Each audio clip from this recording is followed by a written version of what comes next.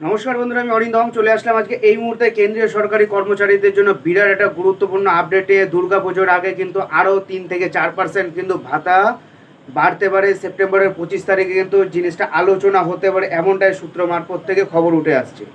So ভিডিওটা কিন্তু তোমরা জেনে নিন, দুর্গাপূজার আগে একটা গুড নিউজ আছে। দুর্গাপূজার আগে সরকারি কর্মচারীরা পাবেন উপহার, ডিএ আবারও 3 থেকে 4% বাড়বে। জানুয়ারি থেকে জুন 2024 পর্যন্ত এআইসিপিআই সূচক 141.5-এ পৌঁছানোর পরে একটি অনুমান করা হচ্ছে যে মোদী সরকার আবার 3 থেকে 4% পর্যন্ত ডিএ বাড়াতে পারে, যেহেতু 2024 সালের জুনের মধ্যে মোট ডিএ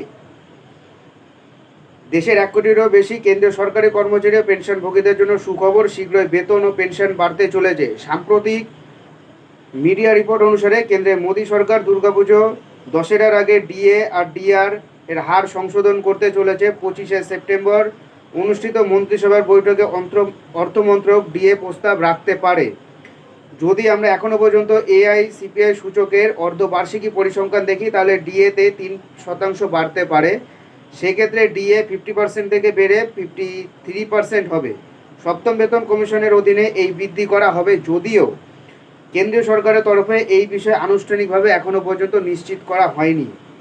প্রকৃতপক্ষে কেন্দ্রীয় সরকারি কর্মচারী ও পেনশনভোগীদের ডিএ আর ডিআর কেন্দ্রীয় সরকার বছরে দুবার সংশোধন করে, যা এআইসিপিআই সূচকের অর্ধবার্ষিকী ডেটার উপর নির্ভর করে। এই বৃদ্ধি জানুয়ারি জুলাই থেকে ঘটে।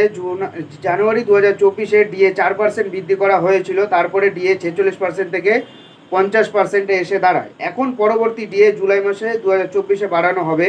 তার জন্য কেন্দ্রীয় সরকারি কর্মচারী পেনশনভোগীরা অধীর আগ্রহে অপেক্ষা করে আছেন। জানুয়ারি থেকে জুন 2024 পর্যন্ত এআইসিপিআই সূচক 141-এ পৌঁছানোর পরে একটি নতুন অনুমান করা হচ্ছে যে মোদী সরকার এবার 3 থেকে 4% ডিএ বাড়াতে পারে, যেহেতু 2024 সালে জুনের মোট ডিএ স্কোর 53.36%-এ পৌঁছেছে। তাই ডিএ আরও 3% বাড়তে পারে, যদিও 4% হলে হতে পারে, বাট সম্ভাবনা কম। ডিএ বৃদ্ধিতে বেতন কত বাড়বে? বর্তমানে একজন কর্মচারীর মূল বেতন 55,200 টাকা হলে তিনি 27,600 টাকা ডিএ পান। ডিএ 53% পৌঁছানোর পর এই কর্মচারীর ডিএ হয়ে যাবে 29,256, অর্থাৎ 2-3 হাজারের মতন করে বাড়বে। যদি একজন কর্মচারীর মূল বেতন 30,000 টাকা হয়, তবে তিনি মর্গ ভাতার উপরে 15,000 টাকা ডিএ পান। যদি এটা 53% হয়, সেটা 16,900 টাকা পাবেন, অর্থাৎ 1,900 টাকা বাড়বে। এরকম করে বাড়তে থাকবে। যদি একজন পেনশনভোগীর মূল্য পেনশন হয় 25,000 টাকা, তাহলে 50% হারে ডিআর হিসেবে 12,500 টাকা দেওয়া হবে, এবং ডিআর 53% হয়ে গেলে তিনি 13,250 টাকা পাবেন। যদি একজন কর্মচারীর মূল বেতন 18,000 টাকা হয়, তাহলে 54% মহার্ঘ ভাতা অনুসারে তার বেতন প্রতি মাসে 720 টাকা বাড়বে, অর্থাৎ বছরে তা দাঁড়াবে 9,720 টাকা।